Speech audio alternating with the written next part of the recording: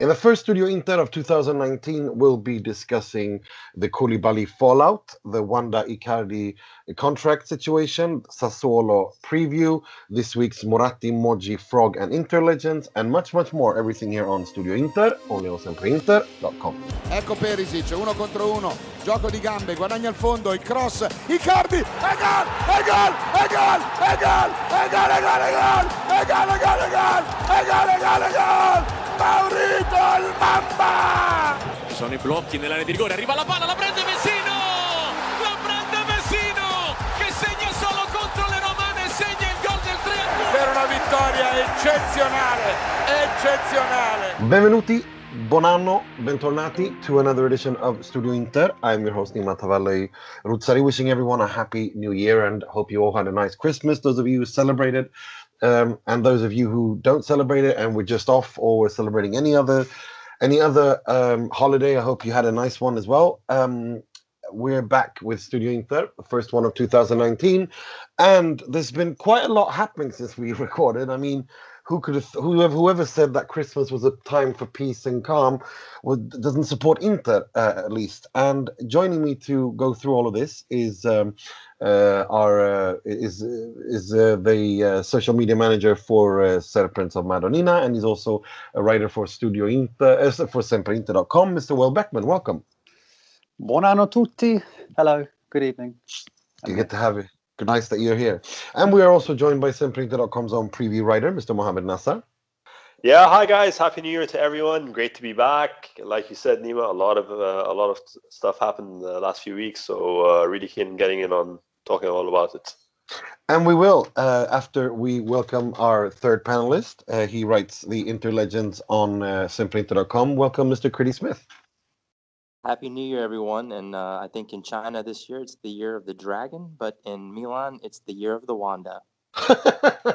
Yeah, we'll get to that. We'll get to that. But before we get to that, I think we should discuss what happened against Napoli. As everyone is aware, quite a few, not everyone, but a substantial amount of Inter fans made complete asses of themselves, because I could hear it watching it on TV, making extremely disrespectful racist chants towards Koulibaly of Napoli throughout the match. And since then, Inter were punished with a two match. If I'm not close, isn't it two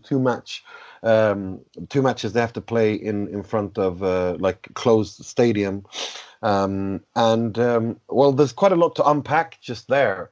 Number one is, I mean, we don't have to talk about the racism; it's absolutely stupid, and I think we all agree on that.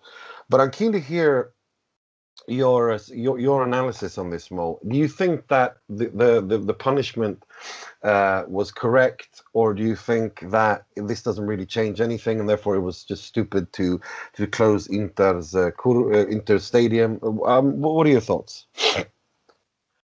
I don't know. I don't like this stuff. Is always a bit tricky to talk about because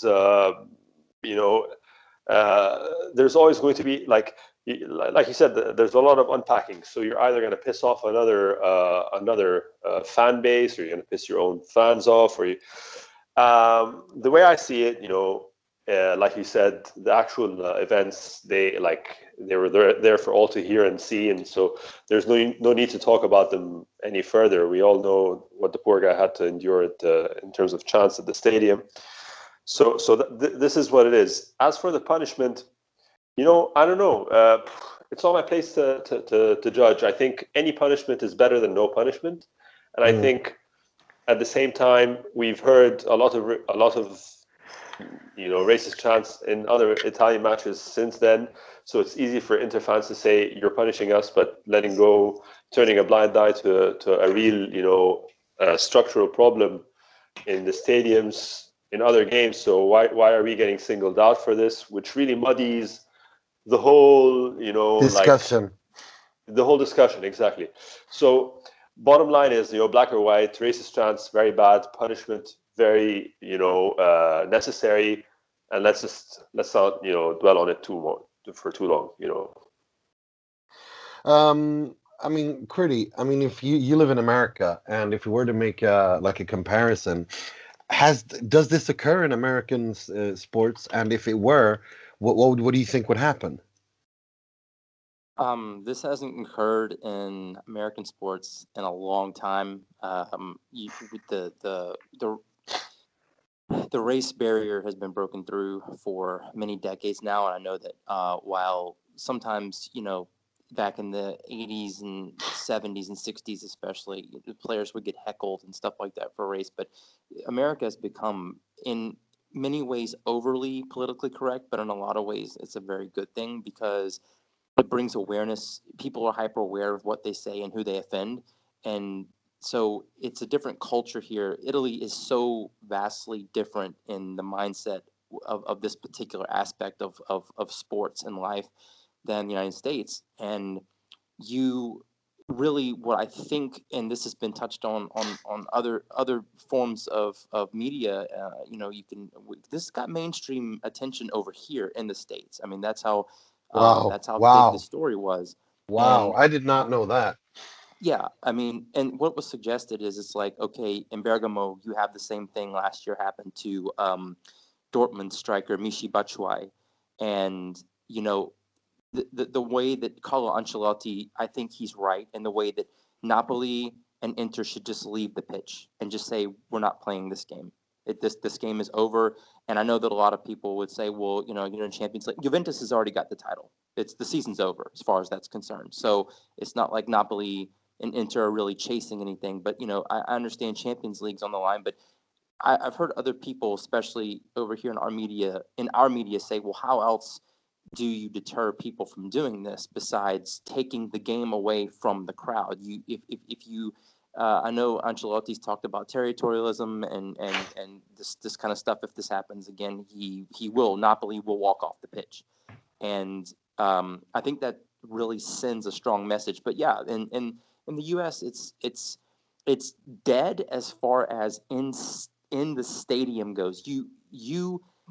The crowd polices itself over here. There would be too many people over here that would tell the authorities, the security guards, take this person out of the stadium, eject them. You wouldn't last more than 10 seconds if you made a racist chant in a stadium over here. You would be quickly ejected, and you would probably be banned for life. They would probably take your photo and they would post it at every entryway so that you never enter the stadium again. So the consequences I don't think there's been a severe enough punishment to where people, and I hate to say this because I think Inter's being kind of singled out here because it's happened on hundreds of occasions in Italy, and this is not going to be the last time that it happens. But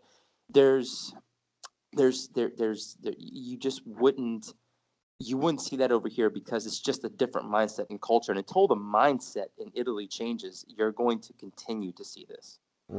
In the UK, when the Premier League, when the Premier League was started, they took a really strong stance against this. But now it's starting to creep back little by little back in English football again. The Goal, a journalist who works for Goal, the head chief editor of Goal, who's a Tottenham supporter, was at Tottenham yesterday, and he heard a Tottenham supporter heckle Son, who was from South Korea, making loads of Asian jokes and racist chants, and he told the stewards. The stewards didn't do anything. He told the guy to shut up and was sworn at. Since then, Tottenham obviously have contacted him and said that they're going to take this very seriously. So this is something that happens in all countries. The only difference is how this is handled in the UK. And I think that if we were to make that comparison, Will, correct me if I'm wrong, if so many people made monkey chants and racist chants like that in a Premier League game, I think the game would be called off. Don't you? Yeah, I'd like to think so. I think there's definitely a lot more shock when this happens in Britain than there is in Italy. I was reading Gazzetta this morning and looking at the coverage that they gave these incidents that we mentioned at the weekend in the Lazio game and in the Bologna game. And you had to look for the article that was talking about it. It was kind of hidden away on the side of the match reports. It doesn't create this kind of shock. It doesn't create humiliation like I think it does here. So I do think it would be called off. Well, I don't think it'd be called off, but there would be it would probably be suspended. To be honest, I can't remember when that's actually happened, but that may be because an incident of the scale that we saw on Boxing Day has not actually happened in That's England for quite a exactly while. it. So I think it is difficult to say, hasn't. but yeah.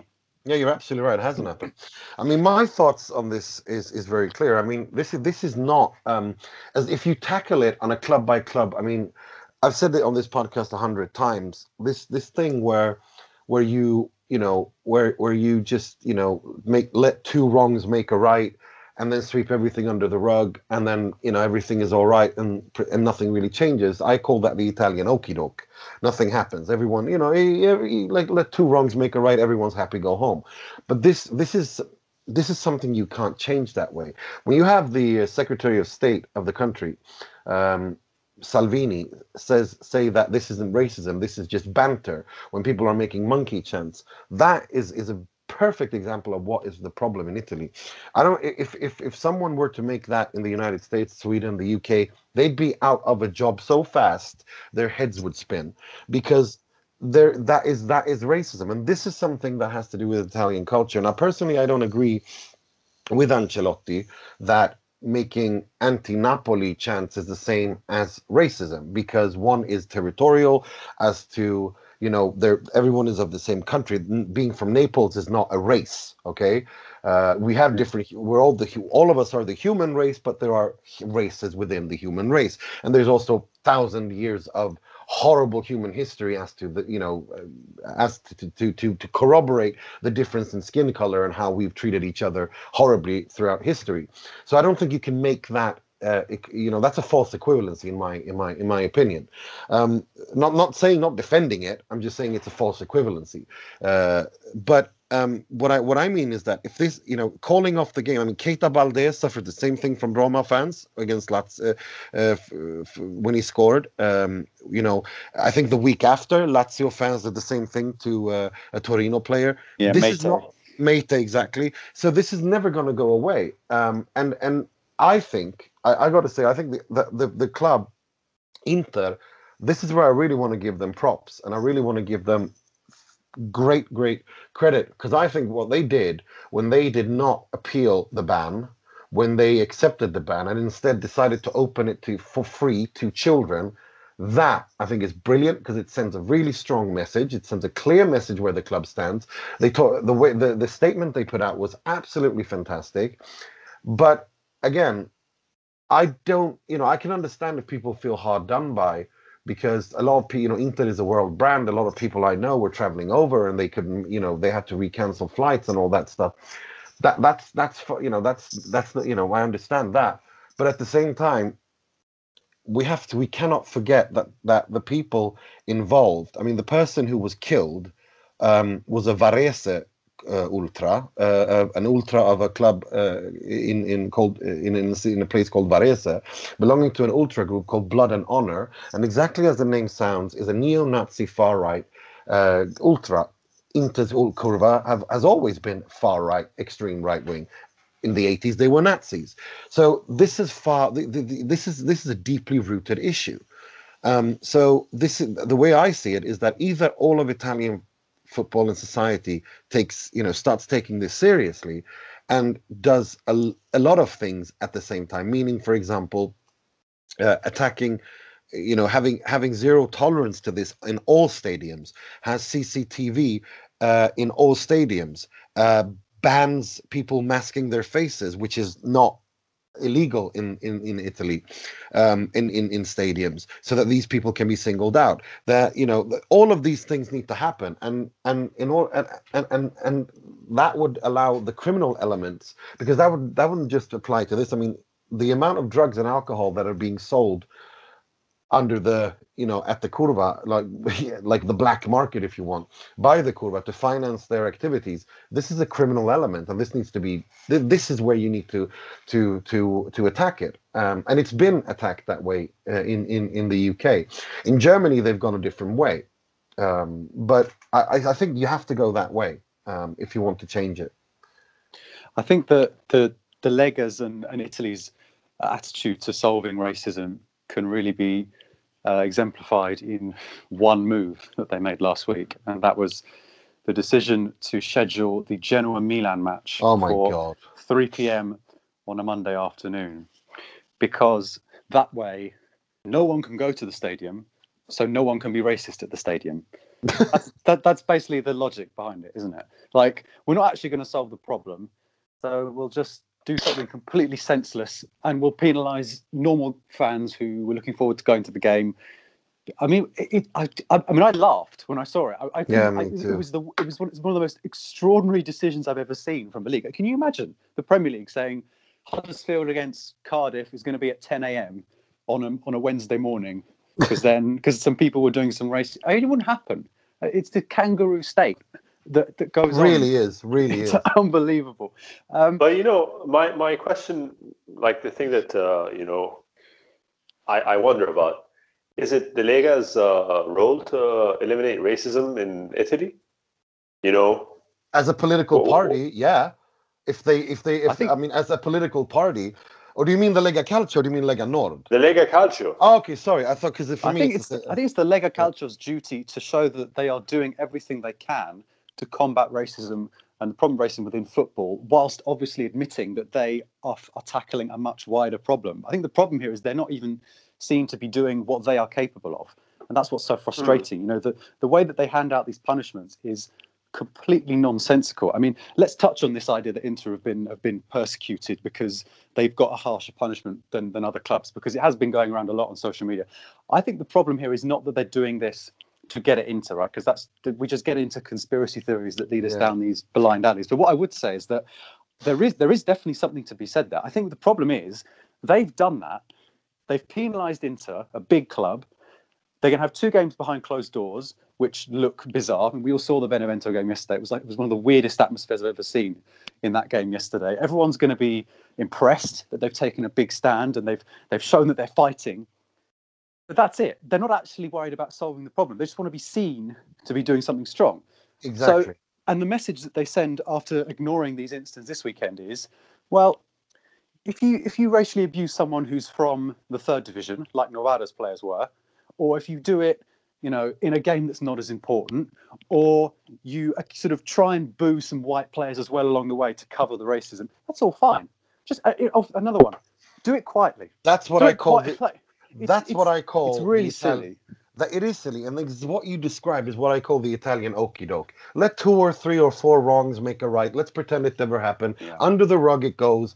I mean, and it's just so frustrating, and it's so sad for us who love this league. Yeah, Critty.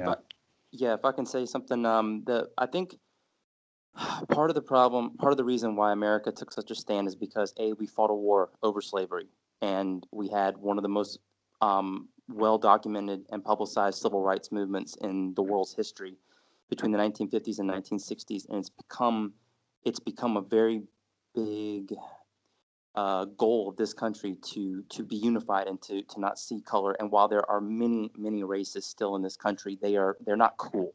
It's seen as uncool. They're quiet. They're the silent minority, and you cannot go into a public place over here, whether it be a stadium, whether it be a city square, and display this and until it's not cool, until and the other thing is too about the stadiums, there is no such thing as a curva in the United States. There is no radical, fanatical, right wing, super fans that sit in the same place every single week in, week out. If you're at a Dallas Cowboys game, the guy you sit to next week could be a different person the next 8 weeks for all home games. It changes, and there is no such an element like that. A lot of the big season tickets, for example, are bought up by corporations and they're resold on StubHub or what about? I mean, if you look at Bundesliga, because Bundesliga has gone another way, and they have the highest attendances in Europe. They have a zero tolerance policy against racism, homophobia, and sexism, apparently. Yes. And all of the clubs are owned by the members, except for Wolfsburg, who's always been owned by Volkswagen, and I think it's Bayer Leverkusen, who's owned by Bayer. But those are the two. They're the only ones who go. But that's because it's always been that way. But other than that, and they're also heavily regulated with how much money they can impose. But I mean, they've managed to find, I think, a good way. It's not perfect, but they found to go, not go the corporate English and American way, whilst also having the highest attendances in Europe. Yeah, but Nima, they had a campaign called Nazis aus den Stadien raus, and that means basically Nazis get out of the stadium, and they've been doing this for quite a few seasons now. It's because the fans as a whole have united and they don't tolerate it from each other. And when you have the majority of people say, if you come in our stadium and you do this, whether it's at Darmstadt, whether it's in Nuremberg, whether it's in München, it doesn't matter where it's at. If you do this, you will not be accepted. Until that's the case, it's going to continue to happen because and so far, I think we've said this, we've kind of said this. There's been very few consequences to be suffered. The punishment is not fitting of the crime, and no one learns the lesson. So the next time it happens, it's going to be, okay, two weeks behind closed doors. Not a big deal. That's fine. So it's like, and I see Ancelotti's point. Just walk off the pitch. Take the game away from them. Really, make an impact. Make because I believe that at some point this season, this will happen again to Napoli, and I want to see Ancelotti do well in his work. This has nothing to do with Inter benefiting from gaining points on Napoli. This has everything to do with changing the game in the right way. Fair enough. Right. Let's. We could talk about this for hours because there's so many layers to this. But we've got to draw the line at some point. Yeah, got to draw the line at some point. And another topic. Sorry. I was going to say the punishment. I agree with you. I think the punishment was correct, and Inter's response was exemplary. I just wanted to underline that again. They did it perfectly. They did it really well. I agree. Right. Let's. Something else that we could talk for hours about is the soap opera that is Wanda Icardi and Mauro Icardi. The contract situation between him and Inter. And everything that's been going on there. Now, just to get everyone up to date, what's happened is that Wanda went on a TV show called Tiki Taka just before Christmas and said that Mauro wanted in the summer. Juventus wanted to swap Higuain and a little bit of cash, I think, for Mauro Icardi. Inter accepted the offer, and Mauro was the one who stopped the deal, and Mauro was the one who didn't want to go because he loves Inter. Now, after that, Ausilio, this was the day before the Christmas party, and we covered that back then. Now, after that, we haven't heard that much until Wanda once again does something that, for me, is just insane, because she goes and she tells the media outlet in Argentina, TYC Sports, that, and she allows them to use her name, saying this is where they've got it from, saying that, no, Icardi has decided not to extend his contract with Inter. This obviously the reactions are as they are expected to be. She walks this back and says that we could agree tomorrow, but Inter have to present us with an offer, and we're happy with, and we're far from that happening today. After that, Inter obviously are not happy. Someone leaks to the press and Gazzetta in particular that Inter are fed up completely with Wanda Nara's antics. And they want him to find a new agent.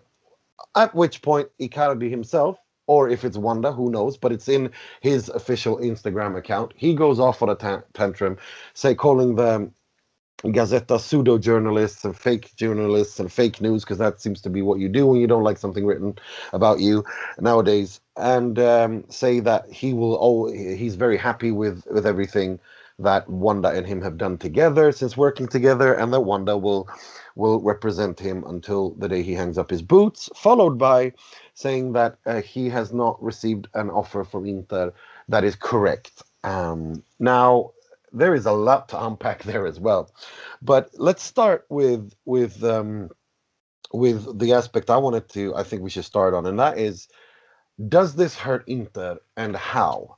And I would like to start with you, Mo. Do you think this hurts Inter? And if it does, how does it hurt Inter?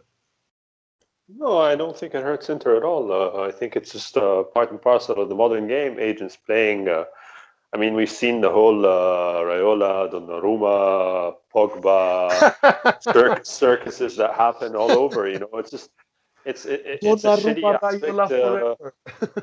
Yeah, it's a crappy aspect of the modern game, and it is what it is. But look, I feel like for some reason the guy is like a lightning rod for controversy. But this is just part. It happens every time a major player, the major star, the talisman of the club is up for, or not up for renewal, is looking for a new contract, and it is what it is. I don't see this being as scandalous as certainly as Gazzetta made it out to be. I think the comments made by Wanda to the Argentinian press were certainly off color, in the sense that at a sensitive time in contract negotiations, there maybe a little a defter touch might have been a bit more palatable to the Inter fans. But I love how you express yourself. But that's not her job. Her job isn't to look after our feelings as Inter fans, sitting in Dubai or in the UK or in somewhere in the States. That's not her job. Her job is to get her client the best deal that she possibly can, and that's what she's doing. And if a few feelings get hurt, for a week or two, Icardi is going to step in on the pitch and against Benevento and take the penalty and score and lead the team, and everything's going to be forgotten on the pitch, because that's what the guy does. He performs constantly all the time. So I'm not feeling the scandal, really. I just I try and tune this out. Okay, that's what I do. Fair enough. Will, do you agree? I do. I was nodding there when Mo was speaking. So I didn't even sound surprised. I was just it was good. Yeah, I mean, I think that the one thing that should be, I think the key issue here is you have all this going on in the media. You've got a lot of hoo-ha, but ultimately, the only way this will really hurt Inter is if it affects Icardi's performances on the pitch. I got to say, until that happens, I don't think you can really say it's damaging Inter, because I can't see another way that it will damage Inter. Let me ask you, if the captain of the team, this is when he says, and this is the way I see it, is the fact that when he says that he is happy with her performance and everything they've done together up until that point, that means that everything she does, he's behind, because there's been a little bit of discussion on social media that Mauro doesn't know what Wanda is doing. I think we can put that discussion to bed now. Everything that she does, he's given the green light for. Now, that in itself means that as the team captain, when you do that, don't you think that has some sort of negative effect at all, when the team captain sanctions his agent going completely apeshit, saying he's going to leave the club, essentially? Because that's what that means when he says that he's not going to extend his contract. You're doing a couple of assumptions here that you don't know for a fact. So I'm not comfortable with which ones? Which ones? Like you're assuming the fact that Icardi puts out the statement, it means that he's sanctioned what Wanda. He literally said. He literally said it. I mean, it's his words, not mine. That's his words, not mine. Nima, but if you allow me to finish, I'm going to explain my point. So he could well be saying this because she's also his wife. So. He's standing behind his manager, and maybe things got heated, and she told him, "Listen, trust me, I'm going to do this. I'm your manager. I'm looking out for you." And he's not happy with what she does, but in the end, he has to come up and stand take a unified stand with his wife and manager. It's a very plausible scenario that this could be the fact as well, and it could be the fact that he's spoken to his teammates, and they all know, they're in on the entire deal. Like, you don't have to assume that it's the worst possible scenario. Of course, I'm not assuming anything. I'm not. No. All like the scenario that you're outlining is based on facts. It's based on what he's saying. It's based on your interpretation of what he's saying. No. My interpretation is when he says that he supports and is behind her and she will always be his agent. I'm not exactly talking about the moon being made of cheese here. I'm saying that this guy, when he says this, it means he's backing her 100% against everyone. not just the club, Oh, against the Gazzetta. maybe his wife's Instagram has been slandered by Inter fans, calling her a slut and a hoe for like That's got nothing to do with him. 3 days. So he's coming out in support of his wife. Yeah, It but could that be that. also, but you know, I'm not saying that hasn't anything to do with it. What I'm saying is that has implications, and the implications that has is that he's a captain. He's not just her wife. He's also the team's captain. And when he goes out and says that, and also adds that until he gets an offer that is correct and proper from the club, which he hasn't got, he's throwing the club directors and the club leadership under the bus here. Let's not, you know, again, these are his words. This isn't something I'm making up. These are his words. This is how it lands when you say these things. And what I'm saying again, is that, like Will says, if the team is united as they are on the pitch, if the guys' performances aren't affected, I don't see what the big deal is. It's just gossip. That's all it is. I don't think it's gossip when you basically throw the club under the bus the way he does, because he throws the club directors under the bus. Let's not, you know, we No, don't. you. This is how you feel it. I'm another Inter fan, Okay. and I've seen the same givens as you, and I don't agree with that assessment. Okay. So it's you believe that he's thrown the directors under the bus. Other When he people says don't. that, yeah, They don't read that's it. fine. That's fine. That's fine. You They don't know, read it that so- way. But I think that when you say that, because the point I was going to make is that Yeah, but when the operative qualification here is, I think. You know, it's not an absolute. Other people think otherwise, and he might be having another discussion with Marotta or Steven. We know he's very friendly with Steven, so I'm never comfortable with letting imaginations run wild. I'm not letting any imagination run wild here. It's not like I'm saying that somebody sneezed at a press conference and that is I don't know, that means that someone killed Kennedy and the moon is made out of cheese and 9/11 was an inside job made by aliens who are all lizards. Dude, no, that's we not what know I'm for a saying. fact. We know for a fact that the moon's made out of cheese. All right, so please stop your crazy talk right now. No, but seriously, I'm not talking about that stuff. What I'm saying is based on what he has said in the media, how he handled that situation was to back his wife/agent 110% and say that, and also reveal to everyone that there are no negotiations going on because he has not received anything that's correct and proper. That is what he has said. I don't see any reason to doubt his words there. Like I don't see any reason to doubt what Wanda said about what happened in the summer about that Inter accepted the offer from Juve. I have absolutely no reason to doubt that. I think if that, I think they're actually telling the truth because that gives them leverage to get Icardi a better contract by making the club look like the bad guys. I completely accept all of that. What I'm saying is that when you as the club captain, you're the flag bearer, you're the standard bearer. This is Italy. We should remember which country we're in. These things matter. And when you do what he does and completely says that, because up until that point, everyone at the Inter, from Marotta to Steven Zhang to Ausilio, all have been saying that, we are talking. What he says is basically saying, no, we're not talking because they haven't made a proper offer. He calls them out as liars pretty much. And that is something that, the way I read the tea leaves here, that will not fall well with the club's directors at all. This is Italy. You don't do that. And Chinese companies as well. I mean, they're not exactly known for liking insubordinates, no matter who it is. I personally think that this is I just don't see how they can repair this. Even if he signs a new contract, I've said it before, I'll say it again. I think in the summer he's going. I think they're going to sell him. And I think what we're watching now is basically the PR war between the blame game. Everyone's trying to cover their asses now, I think. I think they will sign a contract, but I think he'll leave in the summer. What is your take, Critty? Wow, I don't even. That was. Is Critty still here? So here's the thing, and some are going to agree with my opinion, some don't. We're all Inter fans, and so even when we disagree, we agree. We all love the same team, the same club, the same colors. But here's my thing on this.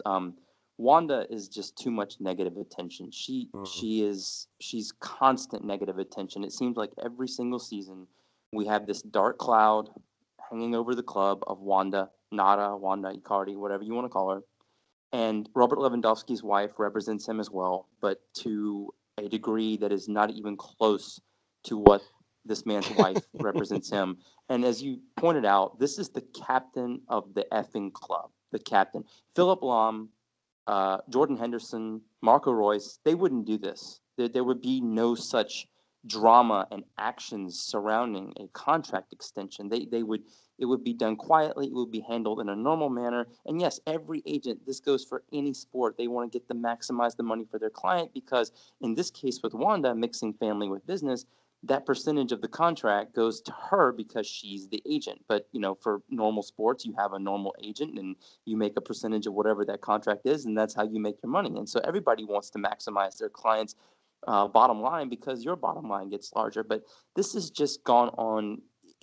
I love Mauro Icardi, but it's always high drama with him. It's always something else. And usually it spawns from his wife. But Nima, to your point, these things that you were tweeting about over the past week, these quotes from Mauro directly, they can't be ignored. Like that's some bold language, Yeah. and so you can't simply say that.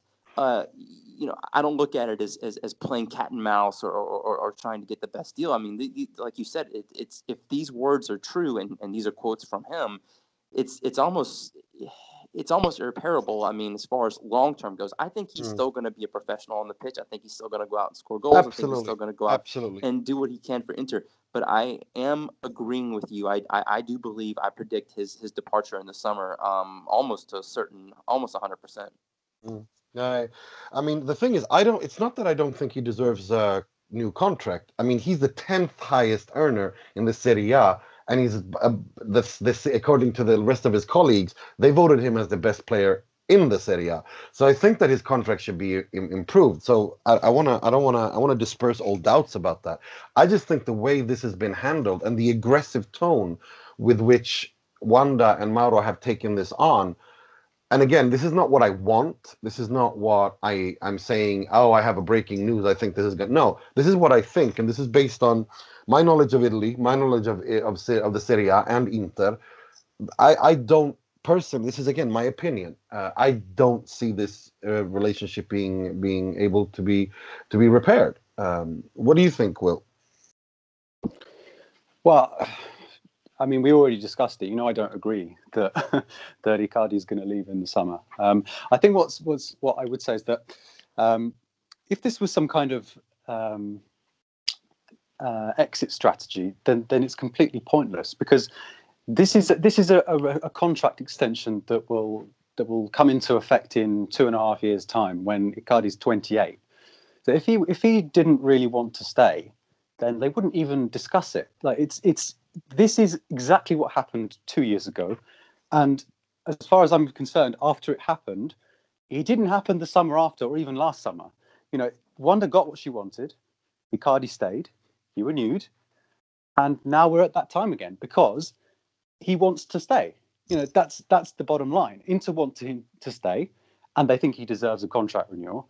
He wants to stay, but quite rightly asks that his wages are increased. They're going to have a meeting. We know this because it's been reported pretty much everywhere. We're expecting something this week. It may not be sort of sorted this week, but we know that both parties want this, because that's the only reason that Wanda would be doing this, because it's what she did last time. It's just how she operates. Is it the right way to go about it? No, it's a bit awkward, but ultimately the goal here is communal. So I think that's why that's as far as the renewal is concerned. I don't think that's a huge problem in terms of getting it over the line. Then you have the issue that you've been talking about whether he's going to stay. I mean, this is just Wanda. How long has Ozil known Wanda? Like, I don't know, 6 years? Like they know what she's about. This happened a couple of years ago when she said lots of things on a local TV station, and Auxilio said something quite disparaging about her in a press conference, and and then he sort of said, let's talk about serious things or something. Oh dear, this is a bit odd. But then they got on with it. Like I really would take issue with what I think it was Critty that said, that this happens every summer. It doesn't. It happens when he's going to renew his contract. It didn't happen in the summer. It didn't happen last summer. It didn't happen after he got that renewal. She didn't make these noises. She was in the crowd and she was happy and she was cheering and the kids were wearing shirts on Instagram. Blah, blah, blah. Like, it's just her strategy. It's not a very nice strategy, and I agree that it's a bit awkward. But that's what I mean. I wonder if it's not. That's what I mean. That the strategy. That's exactly my point. That I don't think that strategy will work at Inter and in an Italian club. That's my point. If this were a Premier League club or even Real Madrid and PSG, I'd say it would work. I don't think it works in Italy because Italy is a different country. You don't humiliate il padrone, and especially a padrone that's only 26 years old and already has a lot of people looking at him saying he's too young to be the big boss. There's a lot of Italian honor and politics involved here, and Marotta being, Marotta just recently came, and this is the first hot potato he has to deal with. Benvenuto. Benvenuto all'Inter. Here's Wanda. Here's Wanda. So that's my point. It's again. I just want to reiterate. This isn't me wishing him to leave. This isn't me saying whatever. This is just what I think will happen, based on what's happened so far and how aggressively those two have decided to take on the club hierarchy. I mean, I don't want him to leave either. I just bought another damn jersey with his name on the back. Thanks a lot, Mauro. Well, Mr. Cheese over there in Dubai, are you still with us? Mr. Cheese? Yeah, he said the moon is made out of cheese. Oh, yeah. Yeah, no, I'm here. I just had my mic on mute while I was listening to all you. Well, well, I want to hear your reaction because I like that we don't agree on this. You really think this is all noise and this will all disappear? Yeah, absolutely, definitively, and 100%. Okay. This is interesting. You never disagree. He may leave in summer, but it's not going to be because of that. It's not going to be because of that. But he might leave, but if he leaves, it'll be because they don't someone have to talk to the club. Just go and find someone who wants to pay 110 million. That's it. You can go. Bye. Yeah, the problem would be if Wanda was silent, because that would be her not being interested in renewing his contract. Exactly. It makes perfect sense that way.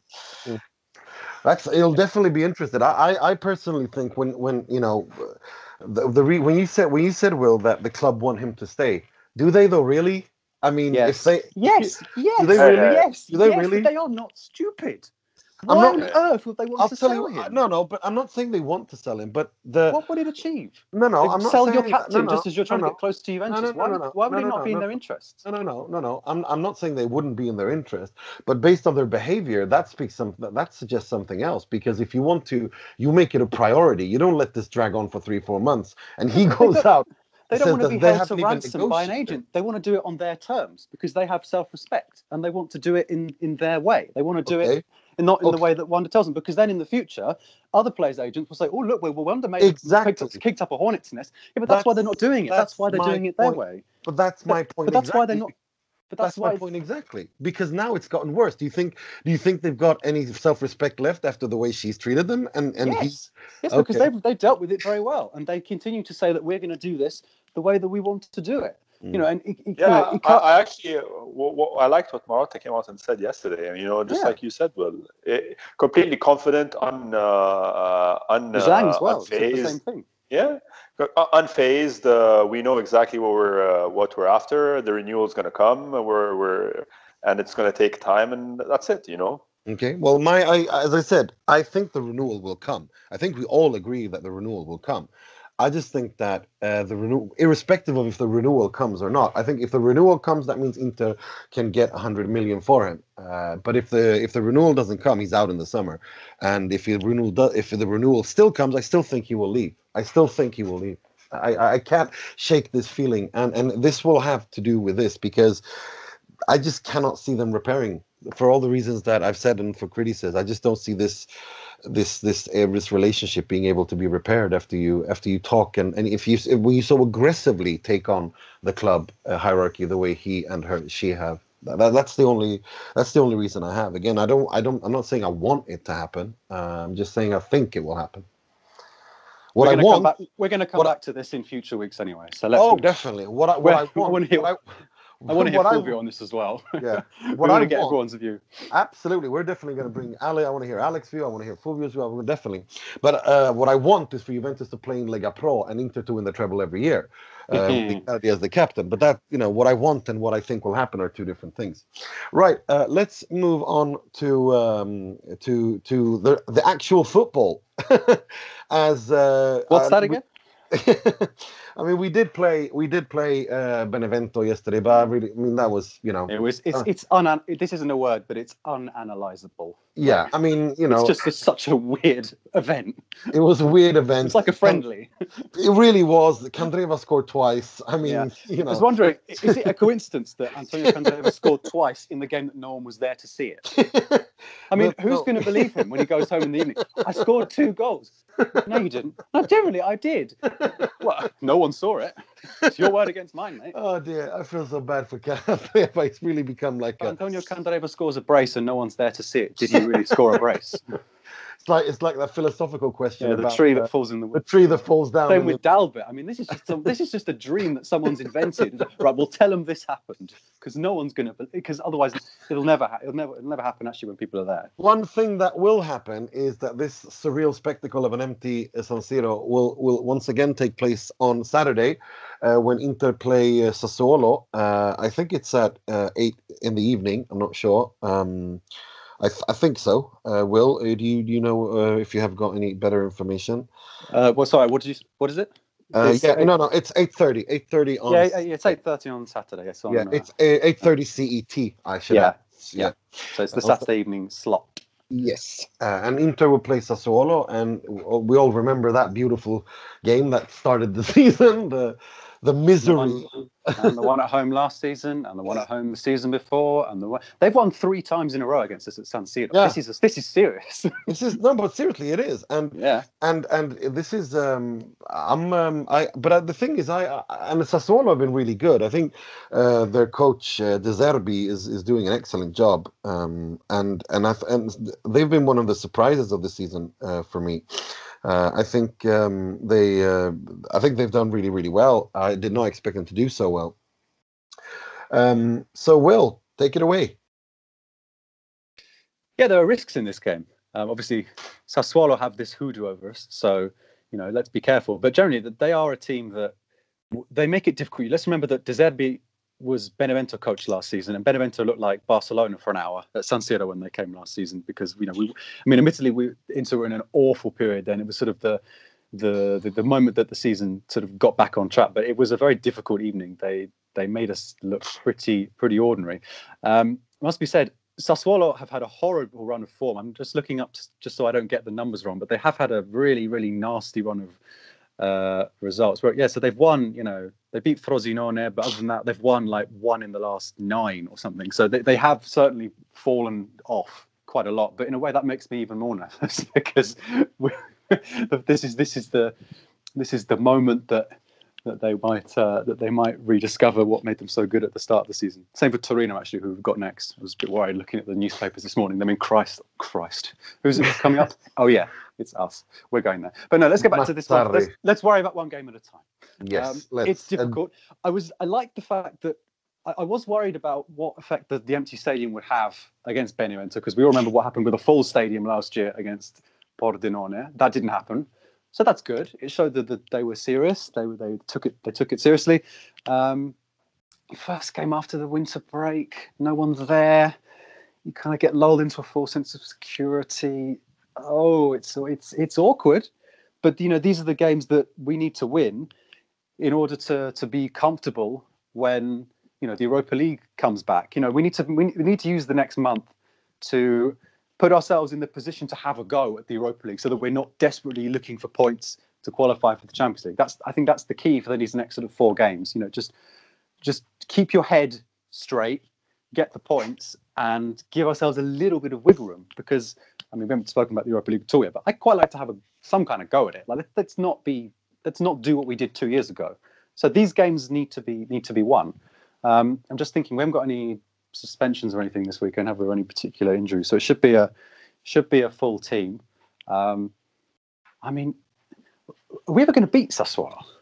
But the thing is, I mean, we're going to beat them. The thing with that, it feels like every time we beat them, we completely destroy them, or we lose to them. Like there's no middle ground. It's either we win 7-0 away or home, or they beat us 3-1, 2-1, and when and just are a bogey team like Atalanta were. This was the Politano game last year, wasn't it? Yeah, exactly. Yeah, and Berardi, we always know he always turns up against Inter. Well, he hasn't scored in about a decade, so it was about time. I think he will against Inter. I think he did last time. Played them again. So I'm sick and tired of these Inter players always scoring against Inter. Well, he never was. Not Inter players. He was meant to be an Inter player for about 3 years, and not and Inter players. Inter fans. Sorry, not Falcinelli. Oh God, another one. Played like Messi. Kevin Lasagna. They all scored. All the Interisti all turn on us. It's very sad. Yeah, tell you. Mo, what are your thoughts going into this? Yeah, no, I think I'm first of all I'm super glad it's not the midday slot, because Sassuolo midday or Atalanta midday, there's no need to even preview the match. You know it's not going to go well. So at least it's the evening slot. So we've got that bit of luck behind us. I also think with Politano on the side, on our side this time, we have maybe a bit of a mental edge on them. So I'm looking at this game, and I think should be a straightforward 3 points. I'm not too concerned. Thank you for being here, Mo. Yeah, thank you. I'm not on your side for this one. No, but the thing is with Mo is when he talks so calm and he's so like soothing that he's just like, I mean, I swear to God, I hope I'm not, but if I'm ever in a plane and it's gonna crash, I want you to hear your voice calming me down, because it's just, you're so calm and cool and collected and soothing. It's just amazing. You should be a weatherman. You're never gonna even if you wake up with your house destroyed by storm, it's okay, because Mo will just tell us what we want to hear. It's a very sunny day. Don't worry, man, it'll be all right. No, but you know what? I've been pretty good with my predictions this season. Yes, you have. You've been really good. You've been really good with them. And when things seem like they're going to go south, I call it when I feel it. So no, I think I'm feeling good this match. I think a lot depended on the Benevento game. Like you said, Will, seeing how the players would react to an empty stadium, coming back after the winter break. I'm really glad we had that tune-up match first. So everything looked in order. The players looked fired up, and it's only going to be an infinitely better side that steps on the pitch on Saturday because of the lack of Ranocchia and Candreva. So no, I'm confident. This is a big month, because this is where if it's going to go south, it will go south now. This is exactly. I think this is a really interesting month to see how much we've improved, because after the Juventus game, this has been it could have, in previous years that was it. But we got 10 points from those 4 games afterwards. Admittedly, the Chievo game didn't end in the way we wanted, but 10 points, right? And that's the other thing. We haven't spoken about the fact we beat Napoli. That's the real shame about all this nonsense. That was a big win, right? And we played really well for an hour. Yeah. So this is a team that's going places. So we should win. It's just that name. I don't trust these games with Sassuolo. It's a self-fulfilling prophecy now. I think the Atalanta game, that was I think we were all spot on that. And I remember, Mo, you saying that this is the ultimate bogey team, and they really are. Fulvio said it as well on Twitter. It's like, there's a 70% chance we lose and 30% chance we draw. That's it. Yeah. We just knew that was going to go wrong. Midday in Bergamo in the rain. My goodness. That was just a tax. That was just a tax we had to pay and get out. Exactly. Yeah. to the fates, the year tax to the fates. Oh, that's awesome. Right. Okay. So prediction time then. Critty, let's start with you then about Sassuolo. So I'm going to quote Will that we should win, and I'm going to quote Mo that we are going to win. I'm going to say, nice. It doesn't matter if we play a 4-4-2 with Lautaro and Mauro as dual forwards. Doesn't matter if it's a 4-2-3-1. Doesn't matter if it's a 4-1-4-1. Doesn't matter if it's an 11-0-0. These games, there's mentally and there's some kind of aura around these particular clubs with these names: Torino, Sassuolo, Atalanta. There's I can't explain it anymore. It's just it's taken a life of its own. And since I guess you would say the Mourinho era, there's these mediocre clubs that have somehow found a way to poach points from Inter, and Inter lets it happen. They can go from 1 week of beating Napoli to the next week, or as we saw within the same few weeks, they drew Chievo. So I would say, if you look at this match on paper, of course, this should be a no-brainer at home in the San Siro, in front of two people, a cameraman, In front of a lot of kids. And, Yeah, kids. It'll be kids. Yeah. I mean, yes, it should win this game, but we can't take out of consideration the fact that these matches are the ones, like, Udinese is another one that we talked about, and this is around the time last year when we stumbled on Udinese, and started to really lose momentum before we got it back closer towards the spring. And I agree with Will on the fact that it would be really nice to have a nice 6-7 point gap between us and at least the 5th place team, so you're comfortably in the Champions League when the Europa League play starts again in February, because you don't want to have the pressure of having to focus too harshly on getting 3 points every time out in the league, and also trying to focus on winning an aggregate score in the Europa League. I don't want Inter to not take that tournament seriously. I think they should, and I hope they will, because we definitely disgraced ourselves the last time we were there. So. It's to me, this is just all on the players and their mentality. It's a matter of saying, it's a matter of saying, this is Sassuolo. We're better than them. We outclass them at every single position on the pitch. We have an excellent manager. All this stuff. We're at home, but it's a matter of executing and simply, for once, not getting off to a sluggish, slow start in one of these games against these mulligan teams, or bogey teams, whatever you want to call them. It's it would be really nice if we could start fast, much like this Benevento game, and get out to a 1-0, 2-0 lead before they can even gather themselves. So I would be an idiot and insane to predict that that's going to happen, because it's, historically speaking, over the last 5 or 6 years, that is the exact opposite of what's happened. So I'm going to hope for the best in this. I'm just going to hope for the best and expect the worst, because this is one of those teams that I cannot tactically or rationally explain why Inter does poorly against, especially Sassuolo. But as Will pointed out, the win streak and the poor performances that Inter have shown against this specific club at home has been kind of an embarrassing mark on the last couple of seasons. So predictions and scorers, guys, quickly. Starting with you, Critty. This is going to be 1-1. Who'll score? I'm going to say that this would be classic.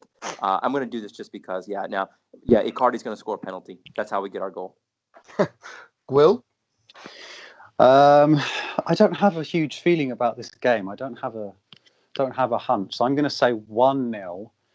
And I would like to think that it would be the man that we haven't talked about at all, because so much has happened since the last pod, Nainggolan. Because that's happened since the last pod as well. Remember when he got suspended and then he... Remember that whole thing on Christmas Day when he said, when an audio of him leaked saying that he wanted to leave the club and he wanted to make coffee to buy. Yeah. I love Inter. There's never a dull moment in this club. 1-0 Radja. 1-0 Radja. Nice one. Mo? Yeah, I don't know, guys. I think it's going to be a pretty comprehensive, straightforward win. I think we're looking at a 3-0 or a 3-1. I think Politano's definitely finding the back of the net. I think Icardi's going to score, and someone from the midfield, maybe Brozovic, maybe Radja if he plays. But I think it's going to be a comfortable win. It feels like winning this game isn't enough. Inter need to batter them to avenge the last 4 years. You see, that could happen. That's the thing. That's what I mean. We either lose to them 3-0. I want another 6-2. I'd be fine.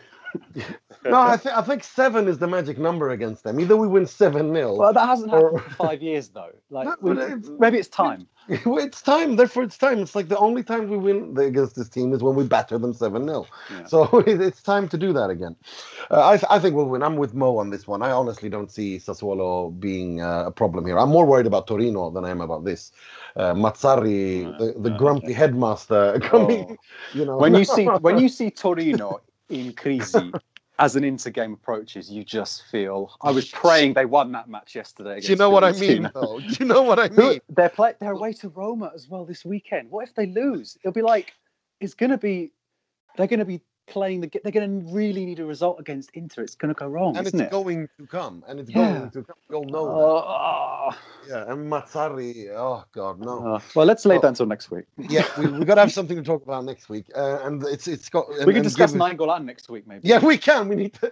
Oh my God, that was so much to go through. I was in the middle of Christmas dinner when I saw my phone, and I was like, choked on my turkey.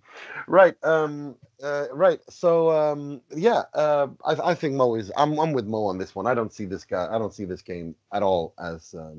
We should make this a badge. I'm with Mo. Exactly. I'm with Mo. With you, a picture of you smiling too.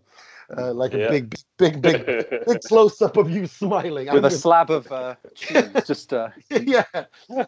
Shout out to drive it home. Shout out to Hungry Thesaurus. I love your food blog. Thank you. Right. Let's move on to the part of the show where we walk down memory lane, talking about highlighting someone, a coach or a player from Inter's glorious history. It's time for Inter Legends with Mr. Critty Smith.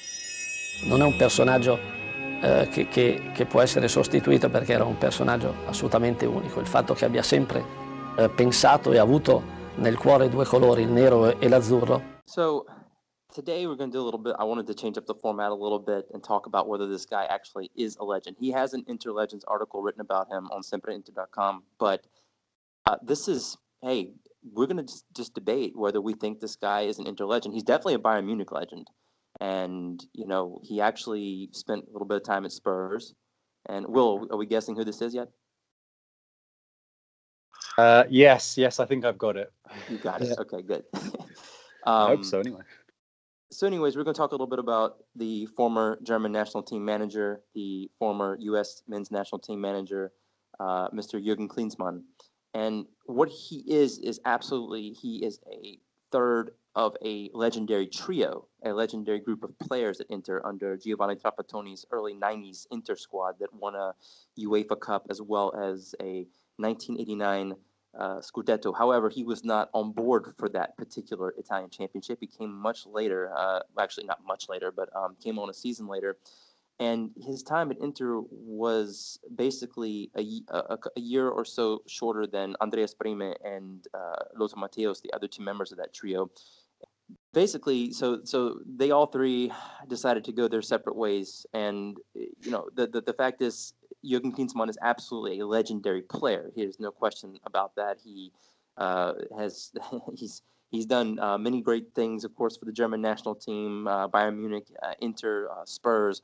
But we want to debate a little bit about, we've always talked about these players and what they've done for Inter and how they're legendary. But today I think we're going to talk about, is this person actually an Inter legend? Do we think that he's qualified to be in that category of players? I think he's certainly, if nothing else, an honorary mention. But, you know, like I said, the key fact is Inter legends are usually measured by silverware, and he, of course, was not along for that ride in 1989. Brehme was, Lothar Matthäus was, and Trapattoni, unfortunately, did not get the services of Klinsmann until months later. And while he does have a UEFA Cup to his name, it's his time at Inter was very short. And unlike with Ibra, who only won silverware when he was at Inter, Jurgen Klinsmann cannot really put forth that same resume. So guys, I want to talk a little bit about today, Nima, with you all, about whether we think Jurgen Klinsmann is worthy of the title of Inter legend. I think that's a really interesting point you bring up, because, to be honest, he didn't exactly. I mean, he didn't do with what Breme and Lothar Matthäus did, because he came after, a year after, as already being a world champion. Sorry, no, he came the season after Inter. They record the 88-89 season. Yeah, he never won the Scudetto. No, he didn't. But he did win the UEFA Cup, I think, twice. I'm not sure. But 1991, they won the UEFA Cup, and yeah. that's his claim to fame at Inter was that UEFA Cup. The thing is, for me, Klinsmann, the three Germans. It's so hard. This I haven't really thought about it. I need to think about this a little bit more. So maybe I'll hand it over to my fellow trio German lover who became an Inter fan at the same time, Mo. Yeah, it's a very interesting point because I think it's difficult to judge. I mean, it's a bit harsh to say he's clearly not an internet legend because he clearly was part of a legendary trio. But of the trio, he's the guy who did not win the Scudetto. He's the guy who played the least. So, and his best club football was probably not spent at Inter. Even though he's like, other than when he played at Stuttgart, this is the longest at Inter was the longest spell at a single club that he's played in his career. But still, he's probably better remembered in Bayern and Tottenham than he is at Inter. So I don't know. I think he's part of a legendary trio. But if taken in isolation, I don't think he should really qualify as a legend by himself. But as part of that trio, if he joins in '88. And wins that '89 Scudetto, I think that changes the entire conversation. When you absolutely, as it does for Matthäus and Bremo, so these guys are certainly legends, in their own right, and no one can take that, no one can question that label. But with him, it's different. So but I mean, he is part of a legendary trio. So I think for me, I'm comfortable saying that and keeping it at that. But if you want to call him an Inter legend, I'm not going to hate on that either, I think it's so hard. This is so hard because he didn't really, set the world alight at Inter. But the fact that he's one of the few players to have won the European Championship and the World Cup, and the character of Klinsmann, it's so hard but I mean, it depends on, as you guys said, like what your definition of an Inter legend is if it is that what did he do at Inter, and is that qualified of being a legend? Then no. I mean, let's be honest, he didn't. We can't it's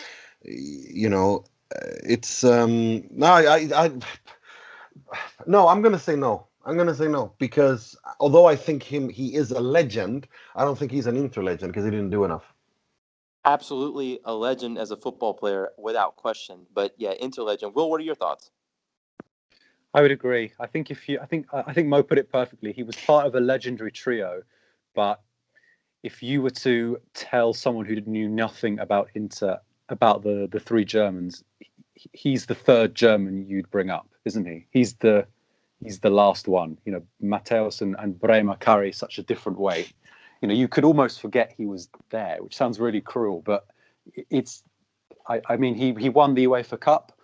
He scored in the semi-final, and he played in both legs of the final against Roma. But he won the Super Cup.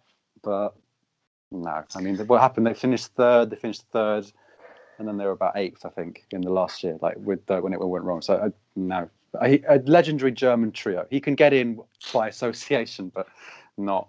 I mean, would you tell, if you were talking to people about what was so great about into the late 90s, would you bring up Klinsmann? I don't think I would. Yeah, I don't know. That's a good point. Yeah, no, I wouldn't. And the thing was, he was brought in as kind of Trapattoni's final piece, which the team never reached the heights again domestically that they reached in '89. But he was actually brought in because we've said this a couple of times, but people need to remember that in that day and age there were only 3 non-Italian players allowed in the Serie A on a roster. So all 3 of the foreign player spots were occupied by Andreas Brehme, Lothar Matthäus, and Jurgen Klinsmann. And it's so funny because that was supposed to be kind of there's that famous picture from where they're on that mountainside or hillside, and Trapattoni's in the middle, and you have Klinsmann, Brehme, and Lothar Matthäus like surrounding him. You can find it easily on Google if you just search for Inter early 90s. And he was supposed to be sort of this crowning achievement signing that was supposed to take Inter to another Scudetto, and maybe even do win 3 out of 4 or whatnot. But they just never were able to reach those heights again, which I think that you may look at that as kind of the team. I hate to use the word regressed, but maybe you would have to say that based on points and based on placement in the table, that they actually got a little bit worse with him. What are your thoughts? Well, that is interesting, because I do know someone who just thinks that the worst piece of, well, I mean, he said it was the worst piece of business in Inter's history. He might have been exaggerating, but one of the worst was the decision to replace Ramon Diaz with Klinsmann, because Diaz was part of the team that won the Scudetto that year. No, I have to say I didn't follow. Correct. We made a whole thing about how I'm so young, so I can't claim to have seen Inter that won the Scudetto in '89, other than on videos. But there was a sense that actually maybe Inter could have won the next couple of Scudettos if they'd kept Diaz, because he would have given more to Klinsmann. The more I think about it, the more I just think, no, he's not. We're just kind of sanitizing the word legend, I think, if we include him. Yeah, no, I agree with everything. So Nima, real quick, is that the differentiator?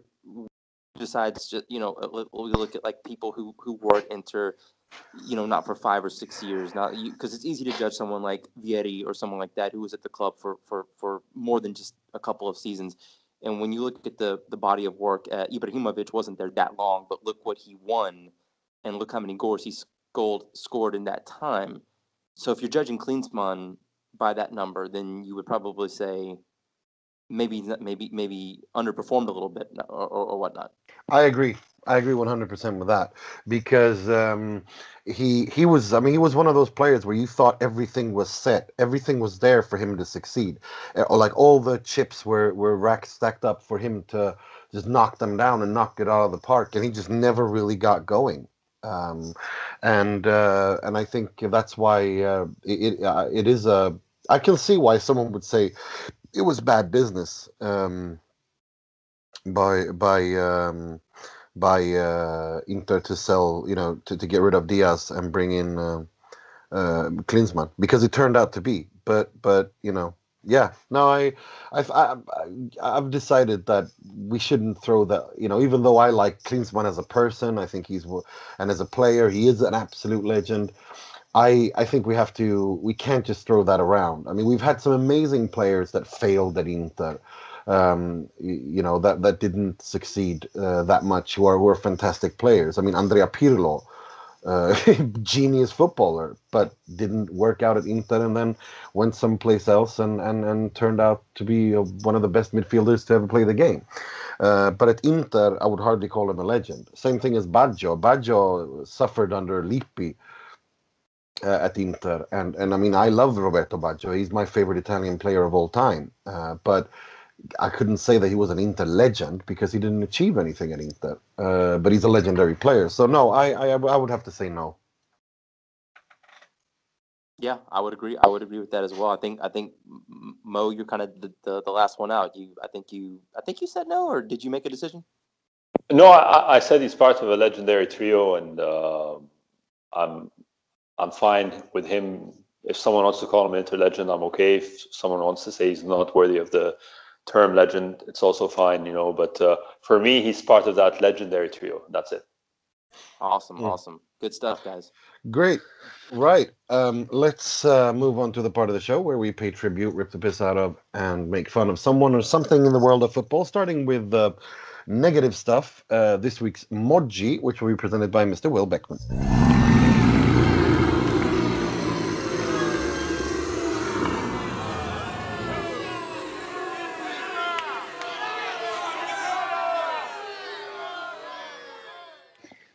Yeah, I mean, we've kind of discussed it really. I'm taking, when we say this week's Moji, I'm kind of choosing a Moji since the last time we recorded. Nice one.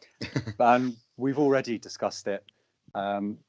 It's the Inter fans that disgraced the club on Boxing Day. I mean, I don't want to add too much because we've been over it, but you know how you can support a club with Inter's origins in particular and think that kind of opinion is okay to hold. And actually, no, I should clarify. Maybe we don't know what they really sort of philosophically think, but to think that to do that to a player of colour is okay, then where are we going? It's just I think that's why the club was so angry, and they were so sort of unforgiving in the way that they reacted. It just goes completely against what this club should be. So I think they have to be the Moji for this last. I mean, imagine supporting a club that was founded with the words "We call the club Internazionale because we are brothers in the world," and then make racist sounds. It's like there's a definition of stupid that we've reached here now. Unbelievable ignorance about what Inter should be. I mean, I really was disappointed. I didn't expect that to be that bad. I know that people that we know have said that they've heard such things when they've been to San Siro, but it was so obvious, and it went round the world as like we Critty said. It was big news in America. It was big news in England. Inter never gets spoken about in England, and this was on all the sites. It was being talked about everywhere. That the fact that I went into somewhere last week and someone, oh yeah, your fans are racist. Then I hear and it was a joke, but that's kind of the. That's the name that they've given us, and it's really horrible. So it's disgusting, absolutely disgusting. Right, let's move on to something much more positive. This week's Moratti, which will be presented by Mr. Positivity himself, Mr. Mohamed Nassar. He works a lot. He's intelligent, and he surprises people sometimes with his ideas. Not easy to find one person of this qualities. Hey! This will be my theme to the Moratti. Hey! I love it. Should we rename it the Mo? No, the Mo. Well, it kind of is the Moratti. The Moratti. Yeah, exactly. Yeah. Yeah. No. Look.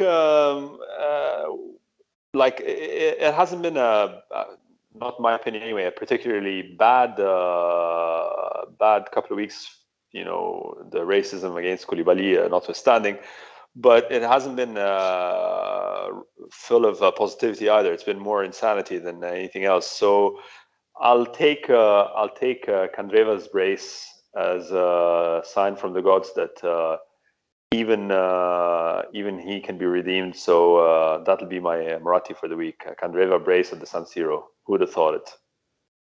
Nice one. Who would have believed it? No one saw it. Now you guys know how it was during the Neftchi game, because that's exactly what you saw was exactly how I felt when I was sitting there alone on that entire side. I was like, look, I was freezing my ass off. Were you there as a fan, or were you working? No, I was working. So were you doing a report or something? Because you could have sat there thinking, I could literally write anything and it wouldn't make it, because no one else has seen it, the game. No, well, that's how it felt, because that entire side of the stadium was empty except for me and 3 other journalists sitting on the press stand freezing our asses off. I think we all moved together actually in the second half to be close to each other because it was so freezing. It was in December. It was like the last group stage game of the Europa League. Yeah, Marco Livaya scored 2. I'm looking up the team just to see what kind of. Oh yeah, it was beautiful. Oh yes, Garritano, Pasha, Benassi, Romano, Pereira, Livaya, Bandini. Yeah, good grief. Yeah, it was Terrani. These are all players who are in Serie C now. Yeah, I know. This was the Stramaccioni era where he basically unleashed the entire era. And Coutinho, he was there. Yeah, Coutinho was there. Yeah, everyone was like 11 years old, and he was one of the. Is that a more or less harrowing experience than your trip to the Bentegodi? No, that was the Bentegodi was just disgusting. This was more weird. This was like hearing them talk on the pitch and hearing them shout. That was, and Stramaccioni shouting and hearing his voice echo all the way up. This is just reminded, by the way, of the tweet of the Christmas period. You saw this, Nima, didn't you? From Which one? The one about Nainggolan's punishment.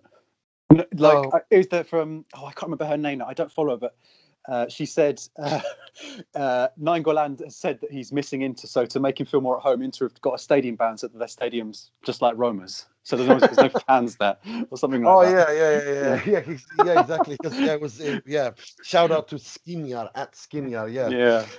Safia, that was brilliant. So in order to now, he should feel right at home, given that he is used to playing in front of no one. Yeah, that was brilliant. Yeah, Skriniar. Yeah, shout out at Skriniar.